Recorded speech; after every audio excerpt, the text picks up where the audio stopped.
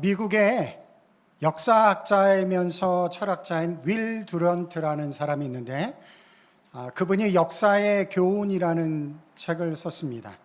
근데 그 책에서 그가 이런 이야기를 했어요. 인류의 역사가 기록되어진 이후부터 지금까지 한 3,400년 정도의 역사가 기록되어져 있는데 그 역사의 기록들을 다 살펴보니까 한 268년 정도만 그 역사 속에서 평화의 시대가 있었다라고 그가 연구를 했습니다. 268년 굉장히 긴 시간이긴 하지만 3,400년과 비교해 본다라고 하면 한 10분의 1 정도밖에 되지 않잖아요. 그러니까 인류의 역사 속에 항상 분쟁과 전쟁이 있었다라는 것을 이분이 말씀을 해주고 있습니다. 지금도 미국과 이스라엘과 이란이 전쟁을 하고 있습니다. 멀리서 전쟁을 하고 있지만 이제 그 여파가 우리에게까지 미쳐서 오클랜드에 기름값이 4불인 곳이 이미 생겼다라고 하는데 그런 영향들이 이제 우리에게도 미쳐지고 있는 것이죠. 사실 기름값으로만 끝나지 않겠죠. 기름값이 올라가면 이제 모든 것들이 다 올라갈 수밖에 없을 텐데 그 전쟁으로 인해서 어려운 상황이 우리들 가운데 전개되어지고 있습니다.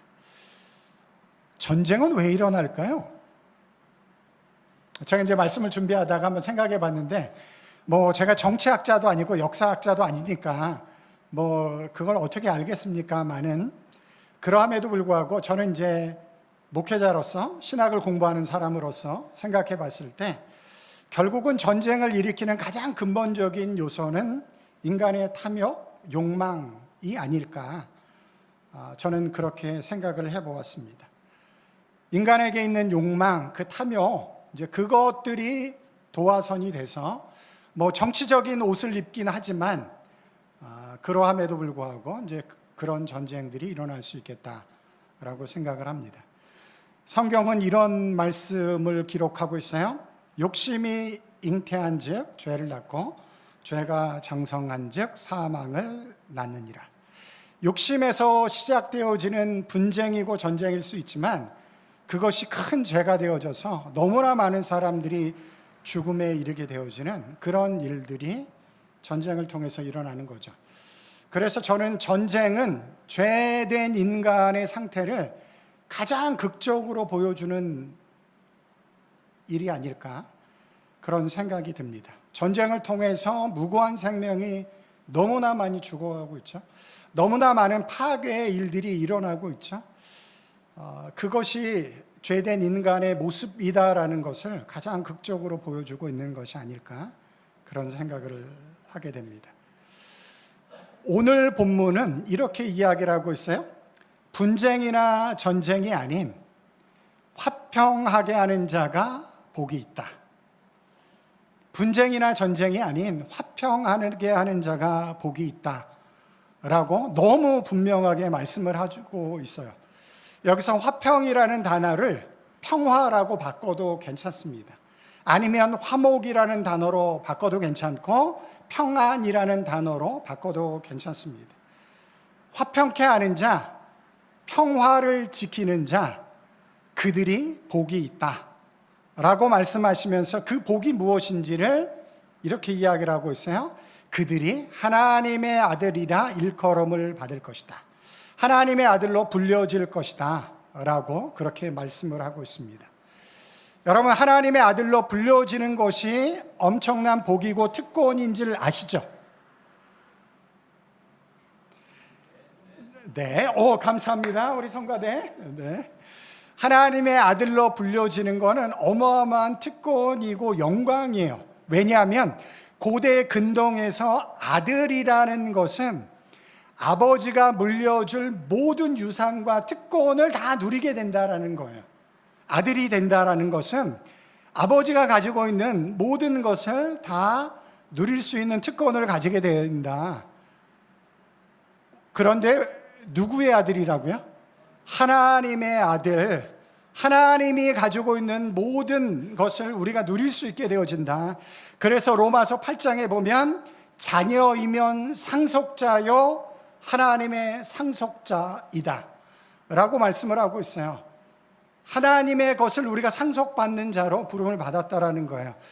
여러분, 이 땅에 기업의 회장님의 자녀가 되는 것도 엄청난 특권이고 축복이라고 할 수 있을 텐데, 하나님의 자녀가 됐다, 하나님의 것을 우리가 누릴 수 있는 특권을 누리게 되어졌다, 그러니까 어마어마한 특권인 것이죠.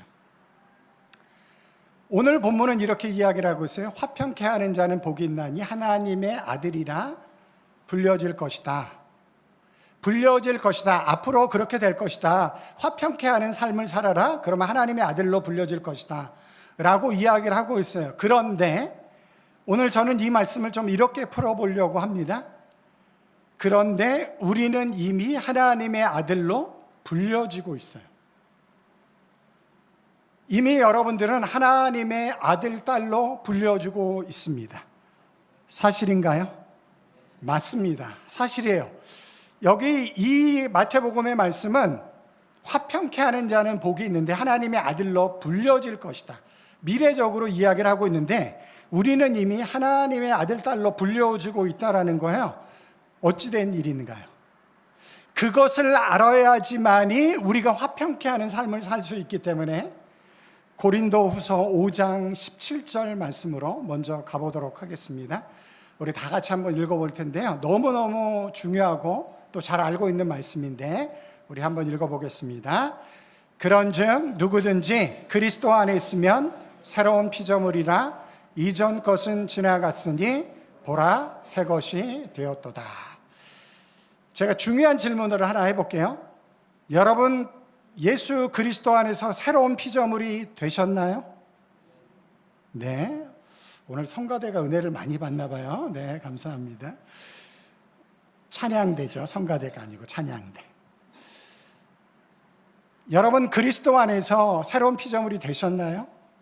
정말로 되셨나요? 어떻게 증명하실 수 있으실까요? 제가 이렇게 질문을 드리는 이유는 좀 우리에게 생각이 필요하기 때문에 그렇습니다. 정말 자신 있게 대답하실 수 있나요? 제가 이렇게 질문을 하면 어떤 분들은 자신 있게 대답을 못해요. 처음에는 대답하다가 제가 점점 몇 번 더 물어보면 점점 더 그 대답이 약화되어지고 나중엔 대답을 못하기도 합니다. 솔직히 이야기해 보면 예수님을 믿어도 우리 안에 많은 변화가 일어나지 않은 것이 어떤 의미에서 보면 사실입니다. 저도 예수님을 믿고 목회자가 되었지만 여전히 변하지 않은 부분들이 있어요. 그 부분들이 어떻게 보면 더 많은 것 같습니다. 그래서 새로운 피조물이 되어졌다라고 이야기하기가 좀 어렵게 느껴질 때도 있어요. 그러나 저는 누가 이 질문을 저에게 한다라고 하면 자신 있게 대답할 수 있습니다.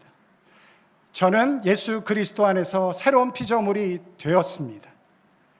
제가 완벽한 삶을 살아서 그렇게 대답하는 게 아니고, 제가 완전한 새 사람으로 변화되어졌기 때문에 그렇게 이야기하는 게 아니고, 성경을 통해서 하나님이 우리에게 말씀하시는 새로운 삶의 모습, 새로운 피조물이 우리가 생각하는 것과 좀 다르다라는 거예요. 우리는 우리가 얼마나 변화되어졌는가를 통해서 내가 새로운 피조물인가를 판단하려고 하는데, 성경이 말하는 새로운 피조물의 기준은 거기에 있지 않습니다. 그러면 우리를 새로운 피조물이라고 말씀하시는 그 근거가 어디에 있는가? 18절에 있어요. 고린도후서 5장 18절 읽어보면 모든 것이 하나님께로서 났으며, 모든 것이 하나님께로 났습니다. 우리의 열심과 노력으로 우리가 새로운 피조물이 되는 게 아니고 우리는 그렇게 될 수가 없어요. 여러분, 제가 목사지만 저를 100% 신뢰하면 안 돼요. 왜냐하면 저는 부족한 인간이기 때문에 그래요. 제 스스로 노력하고 열심을 내서 하나님이 원하는 100%를 만들 능력이 저에게 없습니다. 그런데 그렇게 만들어진 새로운 피조물이 어떻게 이루어졌는가? 모든 것이 하나님께로서 났어요. 그런데 그게 어떻게 되냐면 그가 그리스도로 말미암아 우리를 자기와 화목하게 하시고, 우리는 하나님 앞에 나아갈 수 없는 존재예요. 왜냐하면 죄의 문제가 해결되어지지 않고는 거룩하신 하나님 앞에 나아갈 수 없는데 하나님과 화목할 수 있게 되어졌어요. 누구 때문에? 예수 그리스도 때문에. 그래서 그리스도로 말미암아 우리를 자기와 화목하게 하셨다라는 거예요. 내 힘과 노력이 아닌 그리스도의 은혜로 하나님 앞에 나아갈 수 있게 되어졌다. 그런데 이것을 21절은 좀 다르게 설명하고 있어요. 21절은 이렇게 이야기를 합니다. 하나님이 죄를 알지도 못하신 이를, 누구죠? 예수님이시죠. 죄를 알지도 못한 예수님을 우리를 대신하여 죄로 삼으신 것은, 죄를 넘겨줬다 뭐 이 정도가 아니고 그냥 예수님 존재 자체가 마치 죄인 것처럼 우리를 대신해서 죄를 삼으신 것은, 우리의 죄를 다 전가받으신 이유는 우리로 하여금 그 안에서, 예수 그리스도 안에서 하나님의 뭐가 되려 하게 하심이라? 하나님의 의가 되려 하게 하심이라. 우리가 의로운 자가 되어졌는데 우리의 노력과 열심으로 의로운 자가 된 것이 아니고 하나님께서 우리의 모든 죄를, 연약함을, 한계를 그리스도에게 넘기시고 하나님의 의로움을 우리에게 덧입혀 주심으로 우리가 하나님 안에서 새로운 피조물이 되었다라는 것입니다. 이게 하나님의 은혜예요. 이게 하나님의 은혜예요. 우리가 할 수 없는 일을, 우리는 죽었다 깨어나도 할 수 없는 일을 하나님께서 행하셔서 우리를 하나님과 화목하게 하시고 하나님의 자녀가 되게 하심으로 하나님이 가지고 있는 것을 우리가 누릴 수 있는 축복으로 우리의 삶을 이끌어 주셨습니다. 그래서 우리가 하나님의 아들이 됐어요. 하나님의 딸이 되어졌습니다. 그래서 기독교 신앙을 복음이라고 이야기를 하는 거예요. 복음, 무슨 뜻이죠? 복된 소식, 좋은 소식, 기쁜 소식. 만약에 우리 보러 하나님과 화목할 수 있는 조건을 너희가 만들어봐 라고 이야기한다면 복음이 아니에요. 저주의 소식입니다. 왜냐하면 우리는 만들 수 없기 때문에. 그런데 하나님께서 예수 그리스도를 통해서 그걸 만드시고 우리에게 선물로 주셨기 때문에 복음이 되는 것이죠. 기쁜 소식이 되는 거예요. 다시 한번 질문할게요. 여러분 그리스도 안에서 새로운 피조물이 되셨나요? 되셨습니다. 새로운 피조물이 되셨어요. 내 노력과 열심이 아닌, 물론 그것도 해야 돼요. 그러나 더 중요한 것은 하나님이 그 일을 이루어 내셨고 우리에게 선물로 주셨다라는 것입니다. 여러분 세상의 어느 종교가, 한번 보세요. 세상의 어느 종교가 신이 스스로 인간의 몸을 입고 와서 십자가에 죽으면서 내가 이 세상 사람들을 살리고야 말겠다 라고 이야기하는 신이 어딨나요? 이 세상에. 너희가 복을 받기 위해서는 나에게 이런 걸 해야 돼, 저걸 해야 돼, 이렇게 살아야 돼 요구하지, 내가 너희들에게 새로운 삶을 주기 위해서 내가 전능한 하나님이지만 인간의 몸을 입고 와서 십자가의 죽음으로 너희를 구원해내겠다 라는 사랑을 베푸는 신이 세상에 어디에 있습니까? 여러분 복 받으셨어요. 진짜 복 받으셨습니다. 그런 하나님을 만나게 된 게 얼마나 큰 복이겠어요. 오늘 마음속에 담고 가세요. 나는 복 받은 자이다. 아셨죠? 하나님을 만난 게 가장 큰 복이에요. 나는 복 받은 자이다. 그 마음을 담고 가시기 바랍니다. 그런데 예수 그리스도께서 십자가에 죽으셔서 죄의 문제를 해결하시는 것을 성경은 다르게 표현하기도 하는데, 어떻게 표현하냐면 화목, 화평, 평안, 평화, 이런 단어를 통해서 예수 그리스도의 십자가의 죽으심을 설명하고 있다는 거예요. 고린도 후서도 마찬가지지만 에베소서 2장 14절부터 17절을 보면 이렇게 기록되어져 있습니다. 그는 우리의 화평이신지라. 둘로 하나를 만드사 원수된 것, 그 중간에 막힌 담을 자기 육체로 하시고, 이게 뭐죠? 십자가의 죄의 문제를 해결하신 건데 그것을 화평이라고 표현을 하고 있어요. 15절에 보시면 법조문으로 된 계명의 율법을 폐하셨으니 이는 이 둘로 자기 안에서 한 세 사람을 지어 화평하게 하시며, 16절 또 십자가로 이 둘을 한 몸으로 하나님과 화목하게 하려 하심이라. 원수된 것을 십자가로 소멸하시고 또 오셔서 먼데 있는 너에게 평안을 전하시고 가운데 있는 가까운 자들에게 있는 자들에게 평안을 전하셨으니, 십자가의 죽으심의 사건을 화목, 화평, 평안으로 소개하고 있다라는 거예요. 그러니 우리에게 요구하시는 화목, 화평, 평안이 이만큼 중요하다라는 것을 성경이 우리들 가운데 말씀해 주고 있다라는 것입니다. 그러니 하나님의 아들로 불려지게 되는 것이죠. 자, 이것을 이제 우리의 이야기로 좀 바꿔서 상상력을 발휘해서 제가 여러분들에게 한번 이야기를 해보려고 합니다. 여러분, 세상에서 발견되어지는 신약 중에 지금 우리가 사는 이 시대에 가장 비싼 신약이 있어요. 어떤 병을 치료하는 신약이 있는데 이 신약의 가격이 얼마 정도 될까요? 렌멜디라는 신약인데 가장 비싼 신약이에요. 그런데 이 약이 치료하는 병이 뭐냐면 메타크로마틱 백질 이형 양양. 제가 어저께 열심히 연습했는데 일부 예배 때는 잘 갔는데, 메타크로마틱 백질 이영양증이라는 병의 치료제라고 합니다. 이 약값이 얼마 정도 될까요? 세상에서 가장 비싼 약이에요. 얼마 정도 될까요? 제가 알려드릴게요. 56억. 이 주사를 맞으면 이 병에서 낫는데 56억이라고 합니다. 56억. 어마어마하게 비싸죠. 왜 이렇게 비싼지 모르겠지만 어쨌든 56억이에요. 이제 상상을 해보는 거예요. 여러분, 만약에 제가 이 병에 한번 걸렸다라고 가정을 해보겠습니다. 그러면 제가 살 수 있을까요? 죽을까요? 너무 심하신데? 당연하죠. 제가 죽습니다. 5,600만 원도 없는데 뭐 56억이 어디 있어요? 뭐 당연히 죽는 거죠. 죽는 거예요. 그런데 살 수 있는 소망이 있는데 돈이 없어서 죽는다. 그 얼마나 절망스러울까요?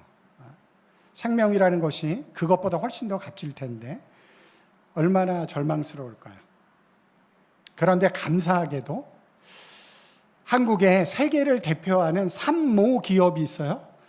그 기업에 이모 회장님이 계신데 그분이 저의 이야기를 듣고 이 사람 너무 안타깝다. 뭐 얼굴도 나름, 키도 나름, 그리고 또 하나님의 나라를 위해서 열심히 일한다라고 하는데 너무 안 됐다.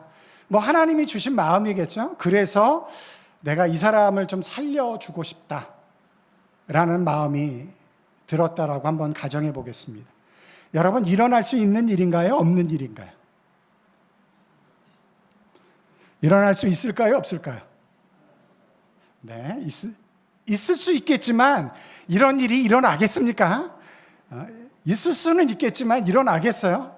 그러니까 거의 불가능한 일이죠. 불가능한 일인데 일어났어요. 그리고 그분이 56억을 내서 제가 치료받고 회복이 되어졌습니다.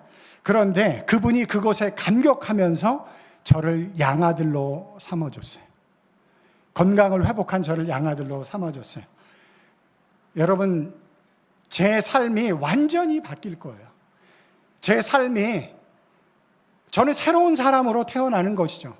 죽음의 위협 속에서 새 생명을 얻게 되어졌을 뿐만 아니라 새로운 신분을 얻게 되어졌어요. 그런 일이 지금 우리들 가운데 일어났다라는 거예요. 그런 일이 지금 여러분 안에 일어났다라는 것입니다. 성경이 말하는 것이 그거예요. 우리는 불치병에 걸려서 영적으로 죽을 수밖에 없는 병에 걸렸어요. 그 어떤 것들로서 치료할 수 없는데 오직 치료할 수 있는 약이 단 하나 있어요. 뭐죠? 예수 그리스도의 십자가의 보혈. 그것만이 우리를 치료할 수 있는데, 하나님이 인간의 몸을 입고 와서 죄인으로 십자가에 죽으셔야 되는데 그 일이 일어날 가능성이 있겠어요? 없겠어요? 세상의 관점에서 보면 불가능한 일입니다. 그런데 예수 그리스도께서 그 일을 행하심으로 우리를 치료해 주셨어요. 완전히 낫게 하셨습니다. 더 나아가서 우리를 하나님의 자녀로, 하나님의 아들로, 하나님의 딸로 우리를 입양해 주셨어요. 그것이 복음이에요. 그런 은혜가 우리들 가운데 주어졌습니다. 그러니 여러분들이 복받은 사람들이죠. 그런데 여기서 이야기가 끝나지 않았어요. 그 이모 회장님이 돌아가시고 저를 그 가업을 이을 회장의 자리에 올려주셨어요. 얼마나 영광스러울까요? 그게 성경의 이야기예요. 지금 제가 하는 이야기가. 그 자리에 올려주셨어요. 그런데 이제 지금부터가 중요해요. 그런데 회사에서 일을 하다가 소식을 하나 듣게 되어졌어요. 그 그룹에 메타크로마틱 백질 2 영양증에 걸린 직원이 한 명이 있다라는 소식을 듣게 되어졌습니다. 그러면 제가 어떻게 해야 될까요? 제가 어떻게 해야 되죠? 돈을 투자해서 그 사람을 살려야죠. 왜냐하면 그렇게 누군가가 나에게 그 값진 것을 투자해서 나를 살려서 새로운 삶을 살게 했다라고 한다면 그 갚을 수 없는 은혜를 받은 제가 마땅히 그 은혜를 또 다른 사람에게 베풀어 주어야 되는 삶을 살아야 되는 것이죠. 그것이 마땅하겠죠. 당연하겠죠. 그런 삶을 살아야만 하는 것이죠. 여러분, 예수 그리스도의 십자가의 값비싼 은혜로 우리는 하나님과 화목하게 되어졌습니다. 새로운 신분을 얻게 되어졌고요. 하나님의 아들, 딸이라 부름을 받게 되어졌습니다. 그 은혜를 거저받았으면 이제 우리가 분쟁과 전쟁이 가득한 이 땅 가운데 우리가 어떠한 삶을 사는 것이 가장 그 은혜를 받은 자로 합당한 삶을 사는 것일까요? 그 말씀을 고린도후서 5장 19절에 바울이 이렇게 이야기를 하고 있어요. 우리 다 같이 한번 읽어볼게요. 곧 하나님께서 그리스도 안에 계시사 세상을 자기와 화목하게 하시며 그들의 죄를 그들에게 돌리지 아니하시고 화목하게 하는 말씀을 우리에게 부탁하셨느니라. 우리와 화목해 하신 하나님께서 이제 그 화목하게 하는 말씀을, 직분을 우리들 가운데 부탁하셔서 이 땅 가운데 그 일을 이루어 가라 라고 우리들 가운데 말씀하고 있다라는 것입니다. 그러면 어떻게 화목할 수 있을까? 여러분 항상 화목하신가요? 여러분 아내와 남편과 항상 화목하시는가요? 이런 개인적인 질문을 하면 안 되는데, 그런데 제가 이런 질문을 해볼게요. 여러분 아내와 남편이 분쟁이 생겼어요? 갈등이 생겼습니다. 그러면 그 집안 분위기가 냉랭할 텐데 그 집안 분위기가 지옥 같은가요? 천국 같은가요? 지옥 같은 거예요. 분쟁이 있는 곳에, 전쟁이 있는 곳에 지옥이 있는 거예요. 그런데 아내와 남편이 화목합니다. 자녀들과 부모가 아주 화목해요. 그러면 그 가정이 천국인가요? 지옥인가요? 천국인 거예요. 화목함이 천국을 가져오는 거예요. 화평을 가져오는 거예요. 그런데 그게 쉽지 않죠. 살다 보면 그게 쉽지 않습니다. 그래서 제가 이제 두 가지를 말씀드리려고 해요. 두 가지 꼭 기억하시기 바랍니다. 첫 번째는 19절 말씀에서 나온 것인데, 그들의 죄를 그들에게 돌리지 말라. 이 말씀에 기록되어져 있어요. 한번 우리 19절을 다시 한번 읽어볼까요? 시작. 곧 하나님께서 그리스도 안에서 계시사 세상을 자기와 화목하게 하시며 그들의 죄를 그들에게 돌리지 아니하시고 화목하게 하는 말씀을 우리에게 부탁하셨느니라. 그들의 죄를 그들에게 돌리지 않는 것이 화목함을 이루는데 가장 중요한 핵심이라는 거예요. 그들의 죄를 그들에게 돌리지 않는 것. 근데 나에게 누군가 잘못하고 원망스러운 일을 하면 그것을 그들에게 돌리고 싶죠. 그게 인간의 마음이죠. 그러나 예수님은 십자가에 죽으실 때 그렇게 하지 않았습니다. 뿐만 아니라 우리에게 십자가를 지고 가는 삶을 살라고 요구하고 계세요. 어려운 일입니다. 그러나 그들의 죄를 그들에게 돌리지 않을 때 그때 화목해하는 역사가 일어날 수 있다는 거예요. 어려운 일이지만 마음에 담고 가시기 바랍니다. 내 주변에 있는 사람이 아니면 가까이 있는 사람이 어떤 일로 나를 상처 줬을 때 이 말씀이 기억날 수 있는 은혜가 있기를 간절히 소망합니다. 그들의 죄를 그들에게 돌리지 말자. 그것이 화목하는 길이다. 로마서 12장에 보면 이런 말씀이 있어요. 원수를 너희가 스스로 갚지 말라. 갚는 것이 내게 있으니 내게 맡겨라. 그들에게 돌리지 마시기 바랍니다. 어렵고 힘든 일이에요. 그러나 그것이 화목을 이루는데 가장 중요한 요소이기 때문에 누가 나에게 어려운 상처 주고 그럴 때 그걸 그 사람에게 바로 돌리지 마시고 그걸 누구에게 돌리냐면 예수님께 돌리세요. 예수님께 돌리시기 바랍니다. 예수님이 그걸 짊어지셨기 때문에. 두 번째, 근데 그 일이 이루어지기 위해서 너무 어려운 일이지만 그 일이 이루어지기 위해서 우리가 사람들을 바라보는 시각이 바뀌어야 돼요. 어떻게 바뀌어야 되냐면 육신을 따라 보지 않는 것이 필요합니다. 하나님의 시각으로 사람들을 바라보는 것이 우리들 가운데 필요해요. 16절 말씀입니다. 16절 다 같이 읽어볼게요. 시작. 그러므로 우리가 이제부터는 어떤 사람도 육신을 따라 알지 아니하노라. 비록 우리가 그리스도 예수도 육신을 따라 알았으나 이제부터는 그같이 알지 아니하노라. 이게 무슨 말씀이냐면 이거예요. 예수 그리스도? 그 사람 나사렛 갈릴리에서 온 사람 랍비라고 하는데 십자가에 죽어서 끝났어. 이렇게 육신으로 알지 않고 이제는 그가 부활하셔서 하나님의 아들이라는 것을 믿음의 눈으로 바라보는 것처럼 그 안에 거하고 있는 사람들을 이제 육신을 따라 바라보지 않고 하나님의 관점에서 바라본다 라는 것을 이야기하고 있는 거예요. 그래서 여러분들 옆에 앉아 계신 분들을 이제 앞으로 어떻게 바라봐야 되냐면 옛날부터 알고 있는 김 집사, 이 집사 내가 다 알고 있지 이렇게 바라보시면 안 돼요. 지금부터는 옆에 앉아 계신 이 집사, 이 권사를 내가 예전에 이렇게 알아왔는데 이제는 하나님의 아들이야. 이제는 하나님의 딸이 되어서 이렇게 여러분들이 믿음으로 고백할 수 있어야 합니다. 그렇게 사람들을 바라볼 수 있어야 돼요. 그게 화목할 수 있는 비결이 된다라는 것이죠. 로마서 14장 1절 3절에 이런 말씀이 있습니다. 저는 이 말씀 굉장히 좋아하고 저의 사역 가운데 굉장히 중요한 말씀으로 받아들이고 있어요. 우리 다 같이 한번 읽어볼게요. 시작. 믿음이 연약한 자를 너희가 받되 그의 의견을 비판하지 말라. 이는 하나님이 그를 받으셨습니다. 끝!